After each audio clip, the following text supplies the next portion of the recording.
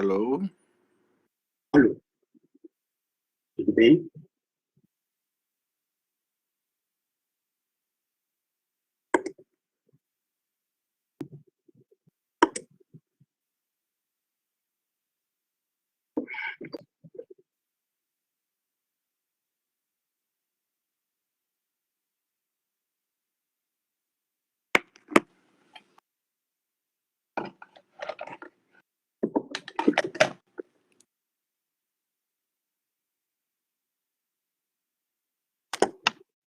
Boa tarde, pessoal. Espero que a gente passe por esse momento difícil o mais breve possível. Torço para que tudo esteja bem com todos vocês e com seus familiares. Essas aulas, conferências, representam a forma que nós temos, na parte teórica, de prosseguirmos com o nosso curso. Se vocês não receberam as imagens, eu mando depois para vocês, não tem problema. A gente vai conversar e, pela conversa, vocês vão ter uma ideia como é o assunto. E se eu não receberam, eu mando por e-mail. Meu e-mail é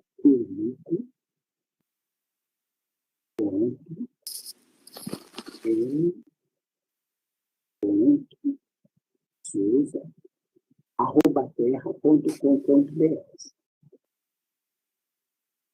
O assunto de hoje é a constipação intestinal.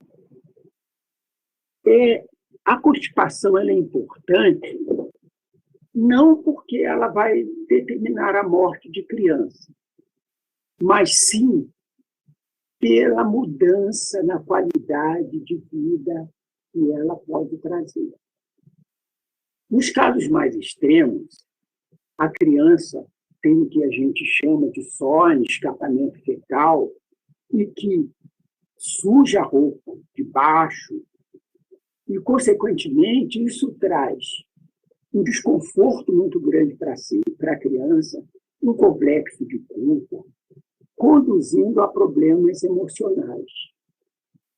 Nos casos moderados, a criança não tem isso, porém, ela sofre com a dor durante as evacuações. Muitas delas acham que isso é o normal, que o mecanismo de evacuação é uma coisa em que você tem que sentir dor.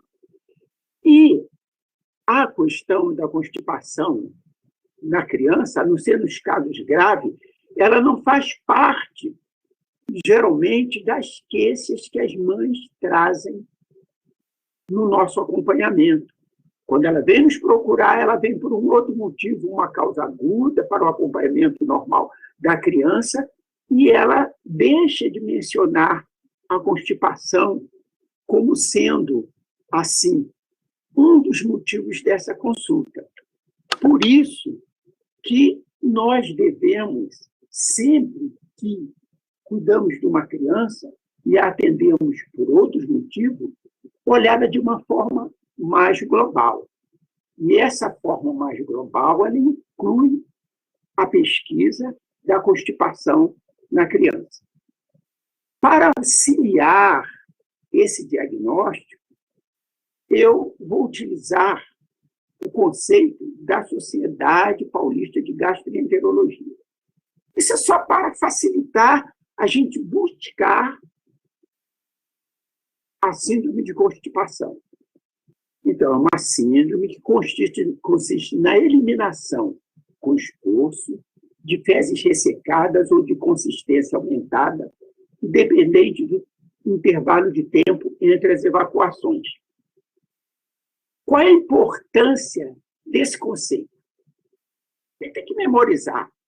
É vocês retirarem, a partir deste momento, a conclusão de que, quando vocês vão fazer uma história de uma criança, a conduta em relação à constipação, ao hábito intestinal, não é perguntar à mãe assim: e cocô e xixi, tudo bem? Vai ao banheiro todos os dias? É comum a pessoa parar nisso. A partir do momento que vocês têm o conhecimento de constipação intestinal, vocês vão perguntar o número de vezes que vai ao banheiro, se faz força, o aspecto das fezes, se são duras, volumosas, se ameaçam ou obstruem o vaso sanitário. Se não fizer essas perguntas, você não estará questionando a respeito do funcionamento intestinal. Esse que é o lado positivo desse conceito. Nós podemos ter a constipação assim, temporária, a chamada constipação aguda. Quando as crianças, às vezes, têm um processo infeccioso, ela faz uma viagem, ou mesmo passa a frequentar um ambiente estranho, um banheiro diferente, então ela pode ter uma constipação passageira, que a gente dá o nome de constipação aguda. Mas ela, na maioria das vezes, ela se corrige com o tempo, com uma dieta, ou, no máximo, com o acréscimo de um medicamento para o intestino. A constipação que nós vamos retratar agora é a constipação crônica, que pode ser classificada em funcional ou orgânica. Nós dizemos que a constipação é funcional quando não há evidência de uma alteração patológica que determine a constipação.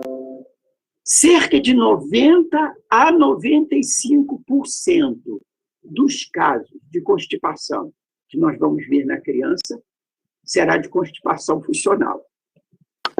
Ao contrário, quando existe uma alteração patológica que determina a doença, como, por exemplo, uma lesão medular, uma alteração no intestino, nós dizemos que a constipação é uma constipação orgânica.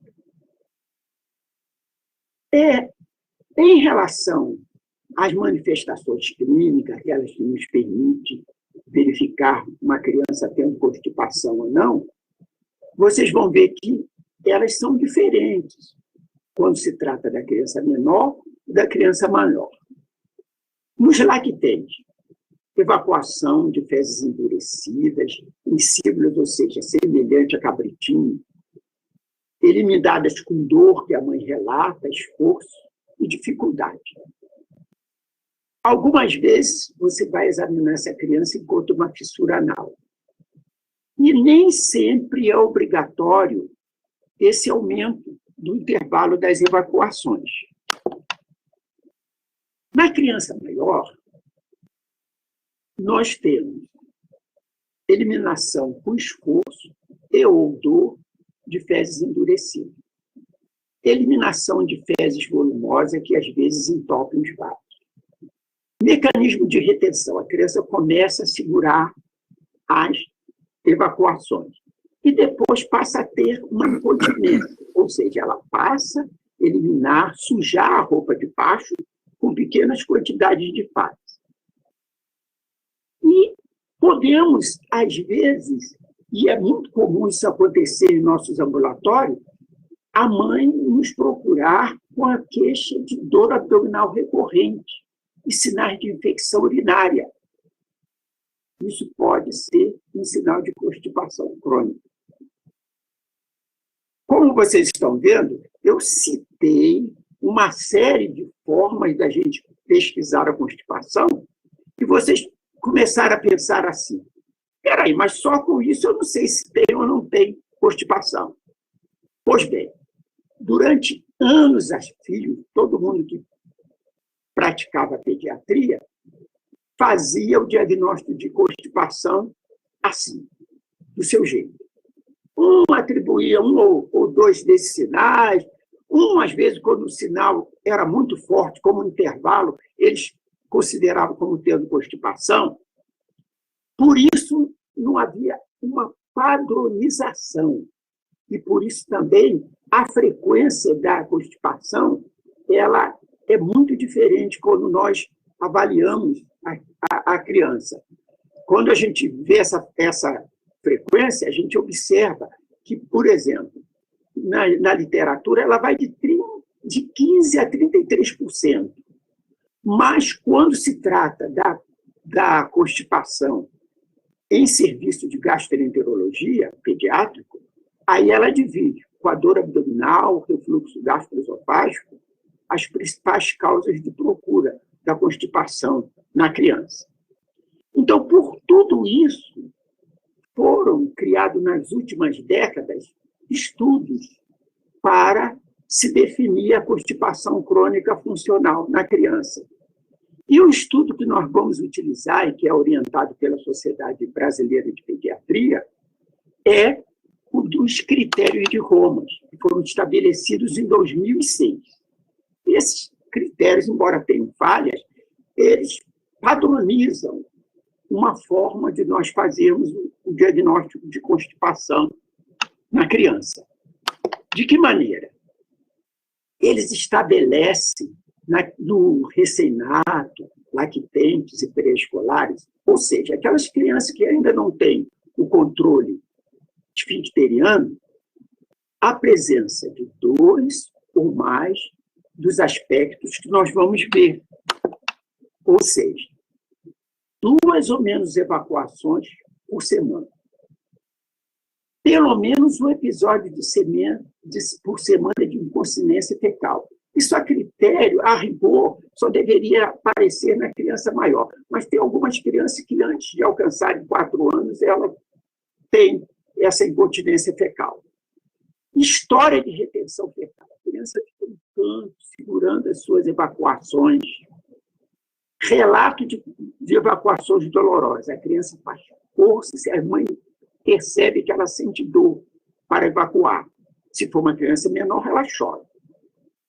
Presença de quantidade de fezes no reto, que no exame mais apurado, no nosso ambulatório, geralmente a gente tem dificuldade de fazer isso. Mas no exame, principalmente o gastroenterologista pediátrico, isso pode ser feito com o toque retal. E a eliminação de fezes volumosas, aí mais na criança maior, de 2 anos, 3 anos em diante, que podem obstruir o vaso. Na criança maior, isso já é mais fácil.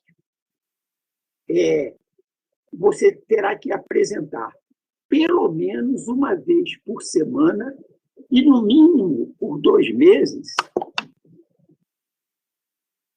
esses sinais e sintomas que nós falamos. Ou seja, 2 ou menos evacuações por semana, pelo menos um episódio de semana de incontinência fecal, após a aquisição do controle esfincteriano, do esfíncter anal, a história de retenção fecal, aquela criança que segura as evacuações, relato de evacuações dolorosas, tudo isso que nós vimos para o lactente e a criança menor. Só que aqui, nesse caso, isso tem que permanecer pelo menos uma semana pelo prazo de 2 meses. Dentre esses critérios, o critério de Roma, além da constipação, ele determinou também algumas outras alterações ligadas ao tubo digestório da criança. Uma delas, que aqui no Brasil a gente dá o nome de SOIL, ou escape fecal, o critério de Roma chama de incontinência fecal por retenção. Por que eu citei que aqui é SOIL fecal ou escape fecal? Porque a força do uso vai fazer com que esse termo seja utilizado em nosso meio. Então, o que é isso? É a perda fecal involuntária por indivíduos com constipação crônica, consequente à impactação da ampolha retal. Em outras palavras, aquela criança que tem uma constipação crônica e que já retém em grande quantidade de fezes no colo, ou no reto, então, elas passam, quando nós vamos ver um pouquinho de fisiopatologia, a eliminar pequenas quantidades de fezes na roupa íntima. A isso daí, o critério de Roma chamou de incontinência fecal por retenção, porque ela é provocada sempre pela retenção, e aqui no Brasil a gente chama de escape fecal ou SOI. Um outro conceito que também o critério de Roma utiliza é o de incontinência fecal não retentiva. No Brasil, ele dá o nome se chama de incoprese. Ou, pelos trabalhos de Boston, sólio fecal não retentivo. O que é isso? É o ato completo da defecação em toda a sua sequência fisiológica, no local e momento inapropriado. Isso, na grande maioria das vezes, não é determinado por problema de tubo digestivo. A maioria das vezes é determinado por problemas psicológicos. Aí alguém vai falar assim, mas a criança não tem esse problema por ter problemas psicológicos? Não. Há muitos anos atrás, quando a gente estudava constipação, se dividia em constipação. Um dos itens era constipação psicológica, psicogênica. Acreditava-se que o problema psicológico que a criança apresentava é que levava esta criança a ter constipação tão forte. O tempo foi mostrando que não. Os problemas psicológicos que a criança tem, que ela apresenta, eles são consequência deste problema de retenção fecal nos outros casos que nós estudamos. E o tempo mostra que quando essa criança tem cura desse tratamento, também vão desaparecendo os casos psicológicos. Um ou outro necessita de apoio psicológico quando a coisa é muito forte. Mas a parte psicológica ela não tem relação com a formação da constipação na criança. E um outro termo que vocês vão ver a mãe trazer essa queixa, confundido com constipação intestinal, é a disquesia infantil. O que vem a ser a disquesia infantil? É a eliminação de fezes com consistência normal, isso aqui é importante, antecedida por episódios de esforço gemido. De choro, a criança fica chorando 10 a 20 minutos e depois ela faz cocô. Isso é comum nos primeiros 6 meses de vida. E a mãe, geralmente, ela fala, meu filho está com constipação. Aí você não deve deixar de fazer essa pergunta. Como é? Isso para a criança menor de 6 meses. Ela fica chorando, chorando, chorando, chorando, e só consegue fazer cocô depois de 20, 30 minutos de choro. 15 minutos, um tempão. Então, vocês, ao invés de traduzirem isso como sendo uma constipação, traduzem como sendo uma disquesia infantil. Não quero deixar de falar aqui uma coisa que vocês devem valorizar muito, é a pseudoconstipação na criança. O que vem a ser essa pseudoconstipação na criança? É a criança que está em aleitamento materno exclusivo e que ela passa vários dias sem evacuar. E, quando ela evacua, as fezes apresentam uma consistência normal. É uma criança que tem um choro, a sua cólica normal, que todo neném tem. Ela não tem nada de anormal, apenas ela passa um longo tempo sem evacuar. E, se o médico não tiver esse conhecimento, ele vai passar supositório para a criança desnecessariamente. Então, toda criança que está em aleitamento materno, ela pode passar vários dias sem evacuar. E, pasmo, esse número de dias pode chegar até cerca de 7 há 10 dias, desde que a criança tenha uma espécie com consistência normal, não tenha nenhum outro sinal ou sintoma que conduza para uma constipação orgânica, isso daí é normal. Vocês não precisam administrar tratamento nenhum para esse tipo de criança. Então, vamos falar um pouco sobre a etiopatogenia da constipação funcional. Ela ainda não está bem determinada, mas é multifatorial. Fatores constitucionais e genéticos funcionam como predisponentes. Como é que isso, a gente sabe que isso ocorre?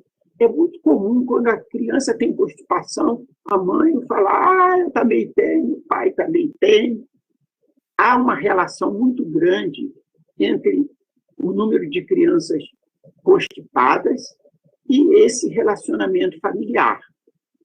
Então, isso é um fato. Às vezes, talvez, no movimento intestinal, mas pode ser, mas ainda não se sabe exatamente a causa genética da predisposição para a constipação. E entre os fatores desencadeantes, nós temos principalmente os dietéticos. Dieta pobre em fibra é aquela mãe que só dá produto lácteo para a criança, não oferece frutas, não oferece verdura, legumes. O treinamento coercitivo da defecação, a criança põe a criança lá no vaso, às vezes sem apoio, e aí a criança olha ali no fundo do vaso, ela fica com medo de cair naquele vaso. Então, isso é o chamado treinamento coercitivo. Pode ser um fator desencadeante. Então, para nós entendermos melhor isso daí, seria importante a gente ter uma ideia, relembrar alguma coisa na fisiologia intestinal. Por exemplo, nós temos 2 tipos principais de movimento da mobilização colônica. Os movimentos propulsivos, que são chamados movimentos de massas que vão impulsionando essas fezes, e os movimentos de segmentação. Esses movimentos propulsivos, eles ocorrem um número bem menor de vezes durante o dia. Durante a noite, geralmente, é bem menor. Então, o que ocorre mais são os movimentos de segmentação. E existe aquele movimento em massa que surge quando você faz uma refeição, principalmente uma refeição mais copiosa. Quando o neném, por exemplo, acaba de mamar, isso ocorre muito com o leite materno. Então, a isso a gente dá o nome de reflexo gastrocólico, que é aquele movimento em massa que ocorre após uma refeição. No neném, eu vou relembrar aqui, nas aulas que o professor Benedito dá para vocês, ele vai falar sempre sobre isso, ou de vez em quando sobre isso, que a criança toma leite materno e, às vezes, acaba de mamar e faz cocô. E toda vez que mama, faz cocô. E, às vezes, a mãe traz essa criança achando que a criança está com diarreia. Isso é o que a gente chama de reflexo gastrocólico exaltado, aumentado. Então, esse reflexo de movimento em massa, que ocorre após uma refeição, a gente dá o nome de reflexo gastrocólico. Então, como funcionaria tudo isso? Olha, o reto, normalmente, é uma estrutura vazia, pela sua própria musculatura e por ação enzimática. Então, quando, através de um movimento em massa, geralmente um movimento produzido por uma alimentação, vem esse alimento, as fezes chegam ao reto, elas produzem a dilatação da ampola retal. E produz, então, através da inervação, um relaxamento do esfíncter anal interno. Como a musculatura desse esfíncter ela é uma musculatura lisa, então esse relaxamento ele é involuntário. Porém, para que haja a evacuação, há necessidade de relaxamento do esfíncter anal externo. Nas crianças que ainda não têm controle, o relaxamento do esfíncter anal interno é acompanhado do relaxamento do esfíncter anal externo e a criança evacua. Naqueles que têm controle, aí, se o momento e o local for apropriado, há o relaxamento voluntário do esfíncter anal externo e ocorre a evacuação. Então, é isso que vai acontecer. Então, aí, dessa forma, a gente pode dizer que qualquer empecilho a esta sequência poderá determinar a constipação na criança. Por exemplo, volume e consistência das fezes, trânsito intestinal normal, ele tem que estar normal, a motilidade e sensibilidade reto-anal, ela tem que estar normais. Isso, às vezes, ela vai perdendo. Sabe o que é? Quando a criança começa a reter fezes e formar aquela grande quantidade de fezes, e ele não obedece ao desejo de evacuar, aos poucos ele vai perdendo a sensibilidade do reto para a presença das fezes. Isso é um fator de agravamento nas crianças que apresentam constipação.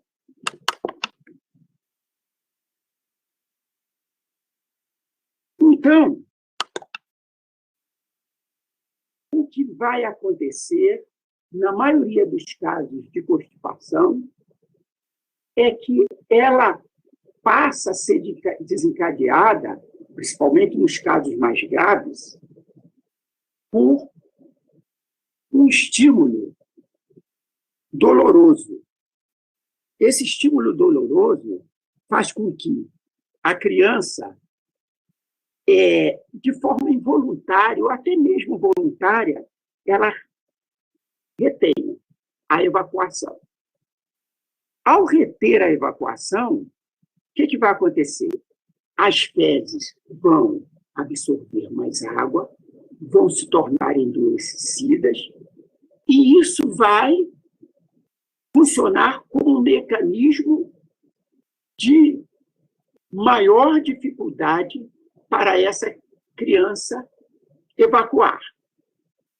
Aí, se o processo for prosseguindo, e essa criança não tiver um tratamento, essas fezes poderão endurecer, formarem uma massa muito forte ao nível do reto e do colo e produzir o chamado megarreto ou megacolo. Com o decorrer do tempo, então, esse megacolo, que a gente dá o nome de funcional, porque veio da constipação funcional, ele vai provocar uma irritação na mucosa do colo e vai fazer com que essa criança elimine pequenas quantidades de fezes através da sua roupa íntima, na sua roupa íntima. Aí isso daí a mãe geralmente vai achar que ela suja a roupa e é por culpa dela, mas é uma coisa involuntária. Aí isso é que a gente dá o nome de escape fecal ou fole, como nós vimos ali, sole, como nós vimos nos critérios de Roma. Então, o que vai acontecer? Se a criança não tem um tratamento, vai se formar, então, esse ciclo vicioso. Ela retém as fezes, sente dor, tem o medo de evacuar, retém novamente as fezes, e se você não quebrar esse ciclo, a constipação ela permanece. De modo que é muito importante nós entendermos esse mecanismo do comportamento retentivo e quebrarmos através de um tratamento em que faça com que essas fezes não se tornem mais macia e o mecanismo de evacuação não se faça acompanhar de dor.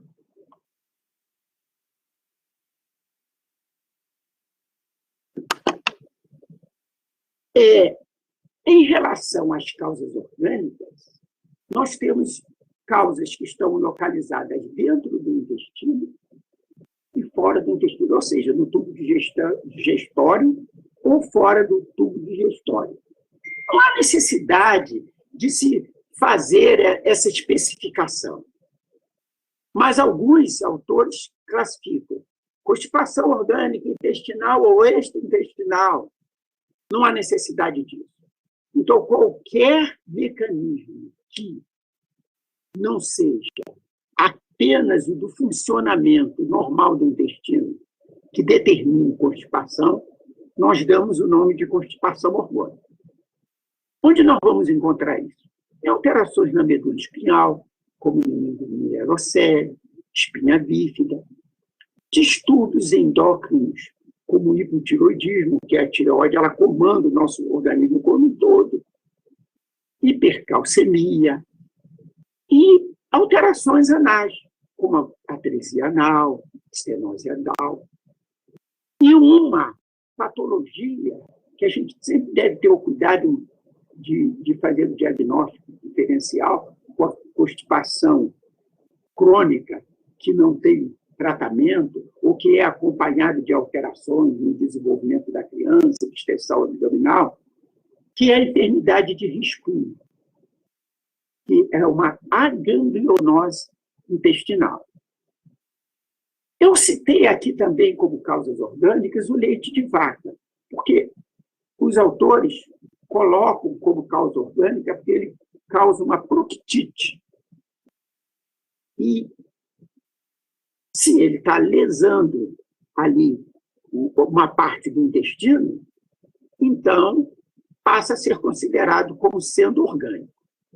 Mas, independente de colocá-lo como causa orgânica ou fora da causa orgânica, vocês devem sempre pensar que algumas crianças que não estão tendo boa resposta ao tratamento convencional, com laxantes, dieta e orientação para a constipação, a causa poderá estar no leite de vaca. Nós poderíamos até fazer assim a terapêutica de exclusão. Então, como esta enfermidade ela pode figurar como uma causa de constipação prolongada na criança, seria importante a gente ter uma ideia de alguns dos seus sinais e sintomas, para quando nós estivéssemos diante de um caso como esse, nós não confundíssemos com uma constipação funcional. Então, o que vinha a ser a doença de Hirschsprung? A doença de Hirschsprung corresponde à ausência de células ganglionares em um determinado segmento do intestino.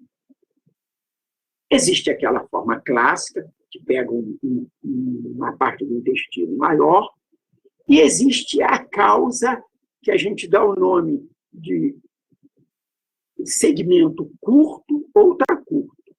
Esta geralmente se confunde com a constipação intestinal crônica, porque a criança não apresenta os sinais clássicos da doença de Hirschsprung, mas ela não responde àquele tratamento que a gente faz para a constipação intestinal crônica.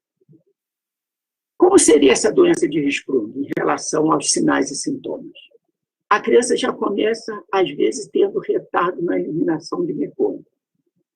Costuma apresentar constipação desde o primeiro mês de vida. À medida que esta constipação vai se desenvolvendo, essa criança apresenta distensão abdominal, déficit de crescimento. E, quando nós vamos fazer, às vezes, um exame mais apurado, que isso é feito, principalmente com um gastroenterologista pediátrico, e fazemos o toque retal nessa criança, raciocine comigo. Ali, aquele segmento do intestino está muito tenso e fechado. Quando você coloca o dedo, você provoca uma espécie de abertura, né? Quando você retira esse dedo, há uma eliminação explosiva de fezes e gases. Pequena quantidade, aquilo é eliminado.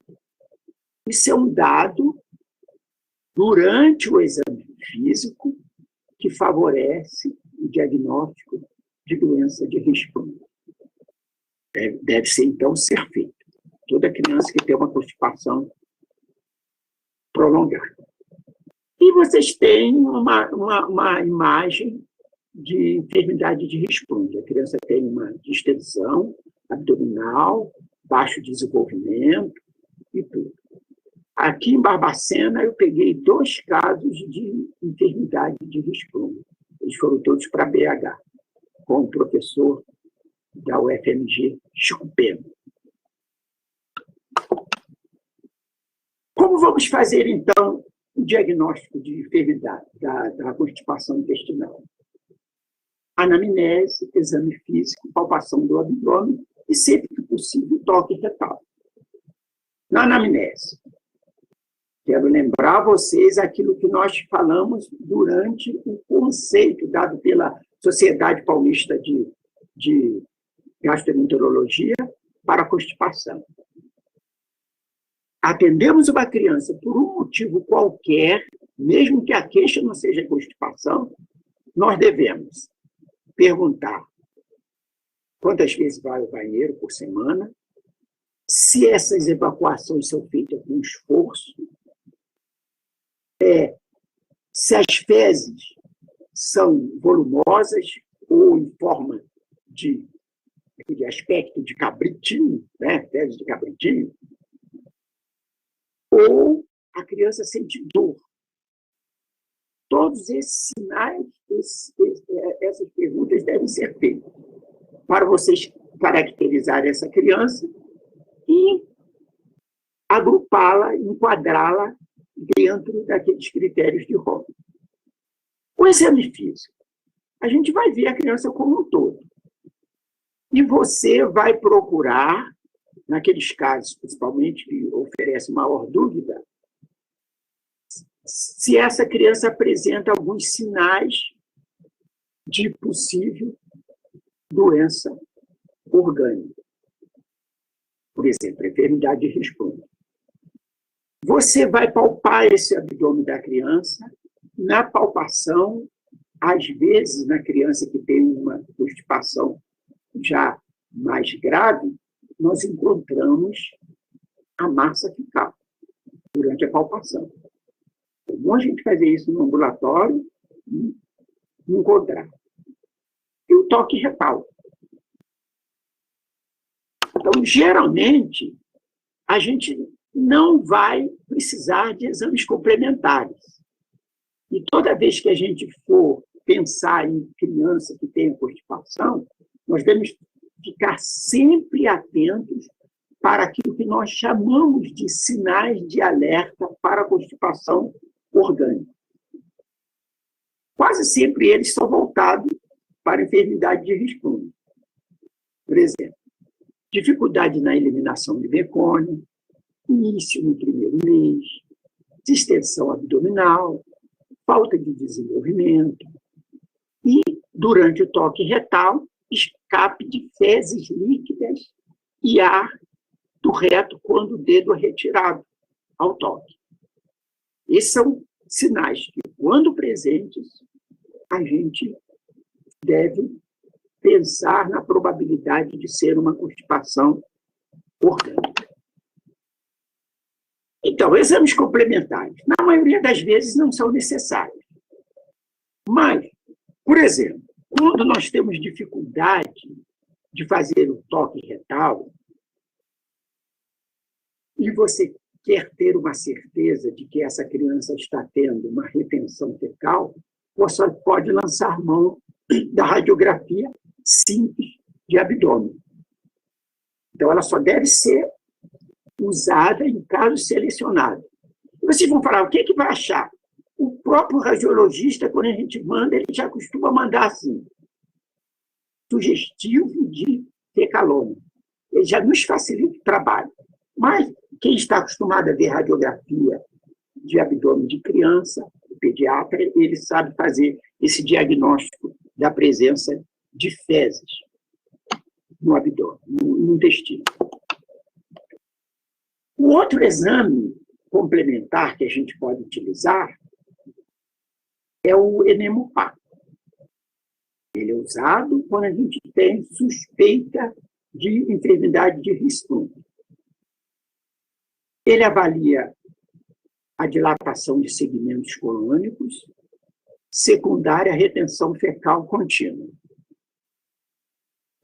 Há casos em que ele até mostra não só o ponto, como também ele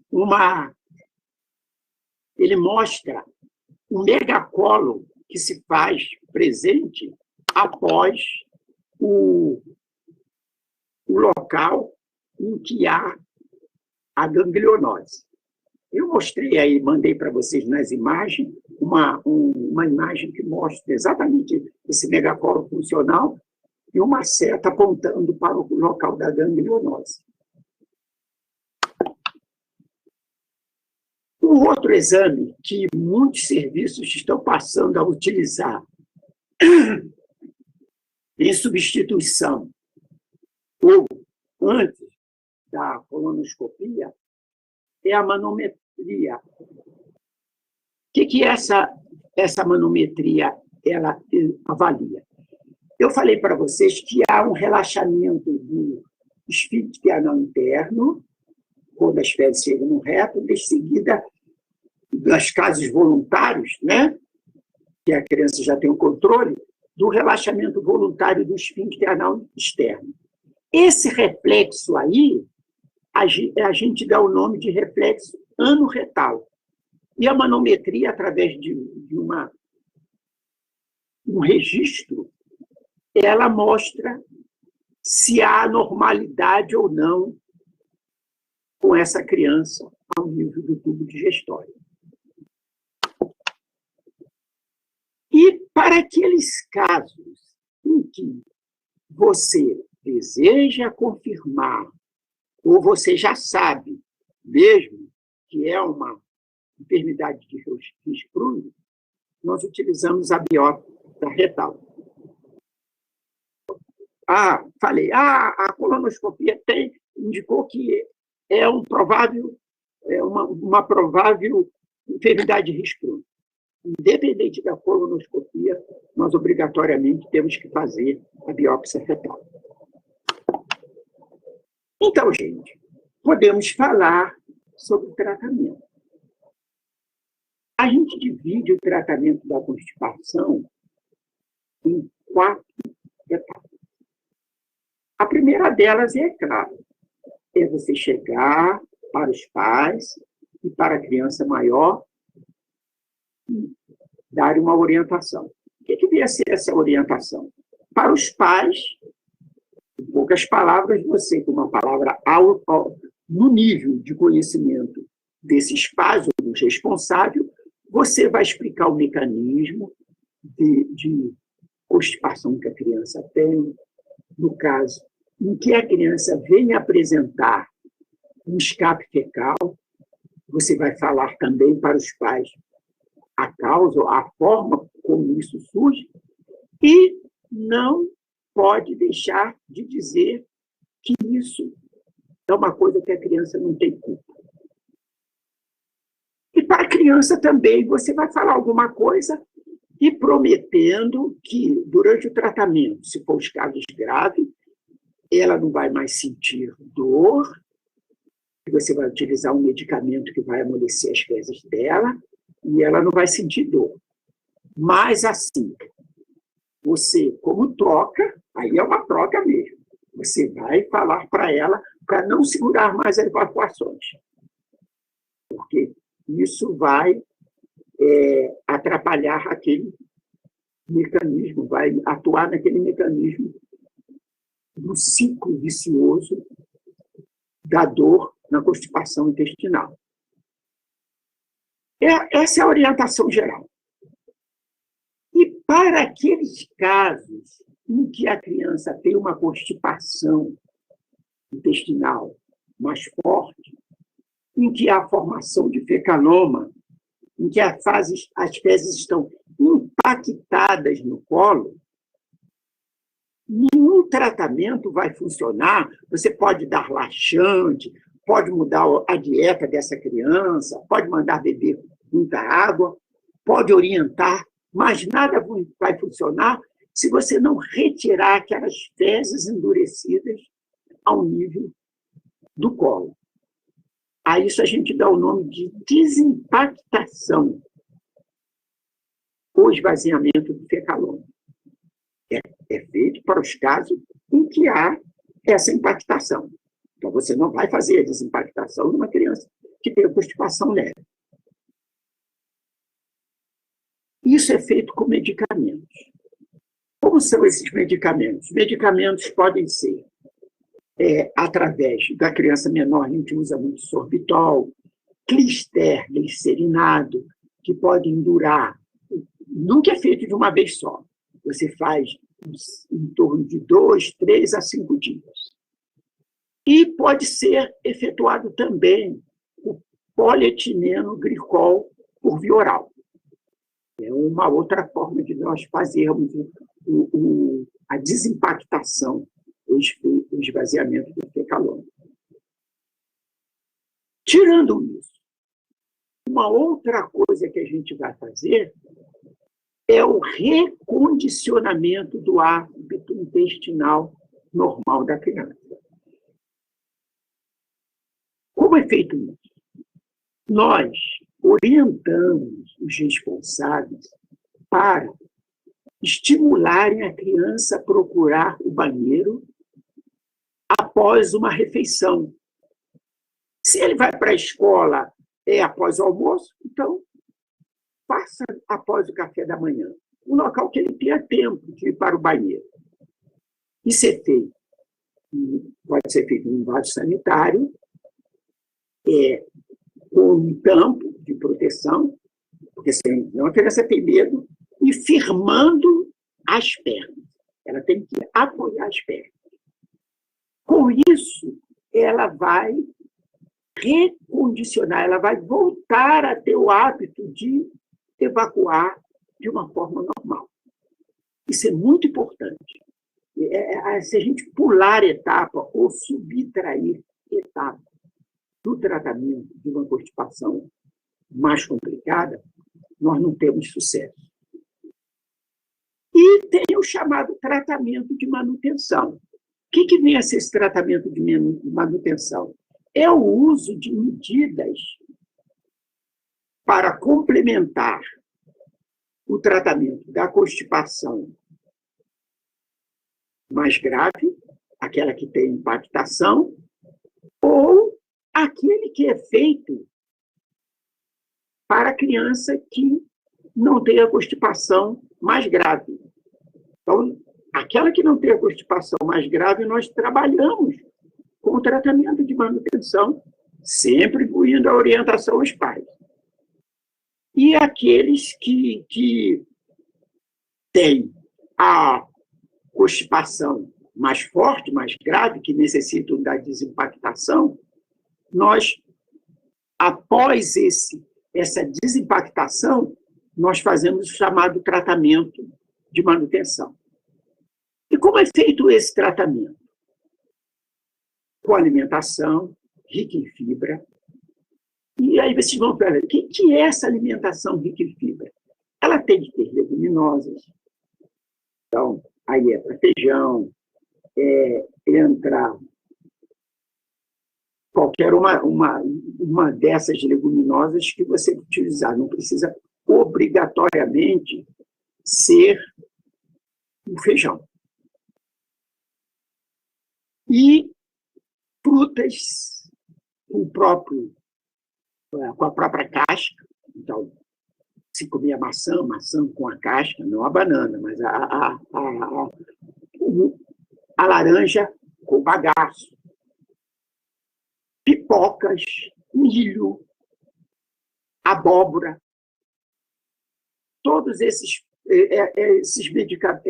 alimentos que são mais ricos em fibra vão estimular o funcionamento normal do intestino. E orientar a mãe, a partir do momento em que ela começa a fazer o que a gente chama de desmame, né, ou alimentação complementar da criança, ela utilizar alimentos ricos em fibra. Além dos alimentos, nós devemos utilizar uma quantidade generosa de água, uma oferta de líquidos generosa. A criança deve beber bastante água, não só a criança, como nós também. Eu, aliás, aconselho todos vocês a chegarem de manhã, antes de fazer a barba, antes de passar o batom, antes de fazer qualquer coisa, pegar um copão de água e tomar. Isso ajuda a funcionar o intestino e ajuda a funcionar muitas outras coisas. Em alguns casos, nós temos que utilizar os laxantes. Nos casos em que você tem uma constipação mais grave, sempre. E naqueles casos mais leves, que não têm uma boa resposta com alimentação, mudança dos hábitos alimentares, alguma oferta de líquidos, nós trabalhamos com laxantes. Eu não vou falar demais em medicamentos para vocês. Eu vou dar aquele básico que a gente trabalha. O PEG, que é mais caro, nem todos têm acesso a ele. Se a gente fosse colocar na escala, número 1, ele estaria como número 1, mas não serve para criança pequenininha, muito pequena, nos primeiros meses de vida. Então, o PEG, polietileno glicol, é um deles. Trabalha-se também com boa resposta com a lactulose, que é um laxante osmótico. Uma outra criança tem alguma manifestação abdominal discreta, mas a tolerância costuma ser boa. Vocês já ouvem falar sempre, hidróxido de leite de magnésia para tratar a constipação, estão achando que isso é uma coisa apenas caseira? Não. O hidróxido de magnésio, ele também é utilizado como uma das formas de tratar a constipação da criança. Devemos ter cuidado para não haver excesso de magnésio no organismo. Então, há uma tendência da gente trabalhar mais com PEG, lactulose. E lubrificantes, naqueles casos mais graves, muitos gastroenterologistas pediatras trabalham com isso. E entre esses lubrificantes, encontra-se o óleo mineral, no sol. Só que tem que ter um cuidado. Criança que tem problema neurológico e criança menor também não deve utilizar esse óleo mineral. Então, se nós fôssemos resumir o tratamento da constipação intestinal em criança, nós poderíamos dizer que os casos leves se resolveriam com as medidas dietéticas, alimento rico em fibra, não é isso? E laxantes e aqueles casos selecionados, que não tivessem boa resposta, e aumento da oferta de líquidos. Os casos complicados, nós teremos, então, na fase inicial, após a orientação, a remoção de fecaloma, como falei, com solução de sorbitol, clisterglicerinado, ou até mesmo polietileno glicol por via oral.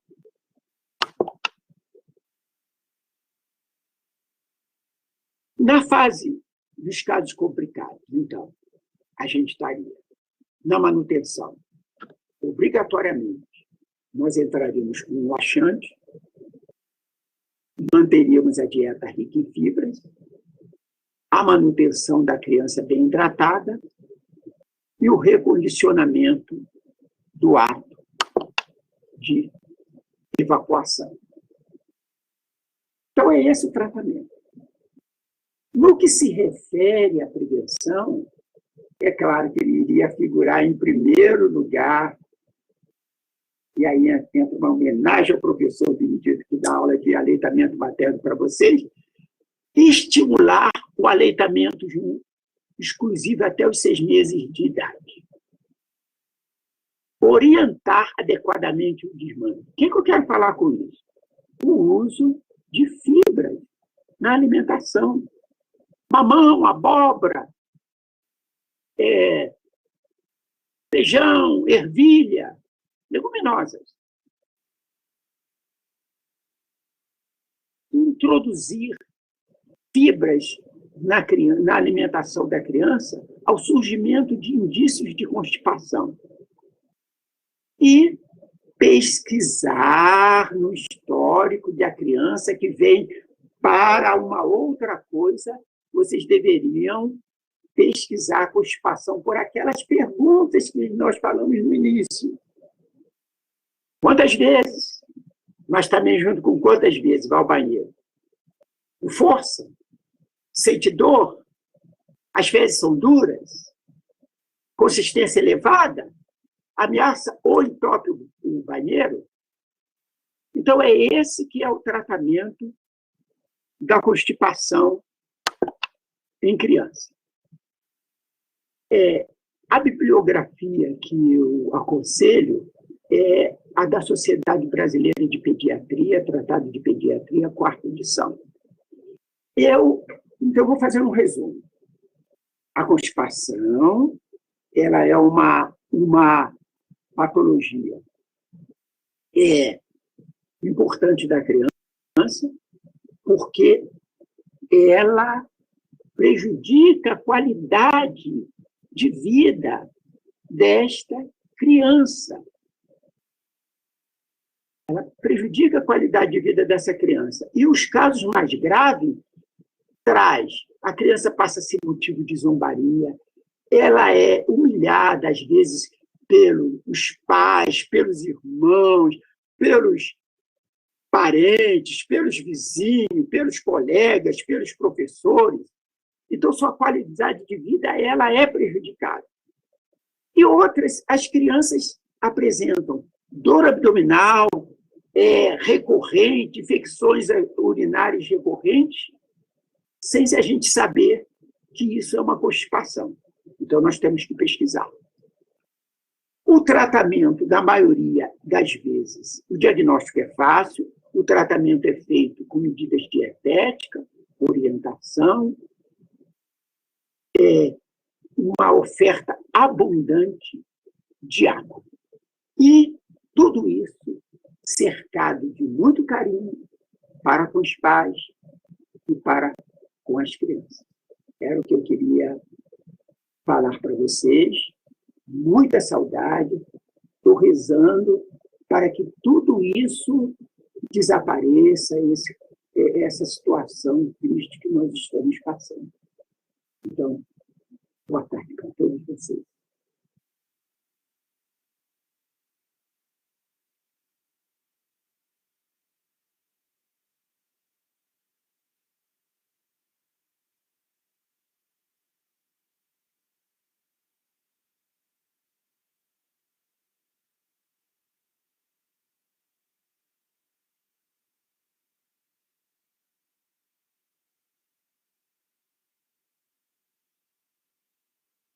Então, eu quero dizer que vocês podem fazer perguntas e também mandar toda vez que vocês quiserem pelo meu e-mail, pelo WhatsApp, fica até mais fácil. Eu recebo, eu nem ponho sinalização para o WhatsApp. Então, eu ouço barulho. Estou à disposição de todos vocês.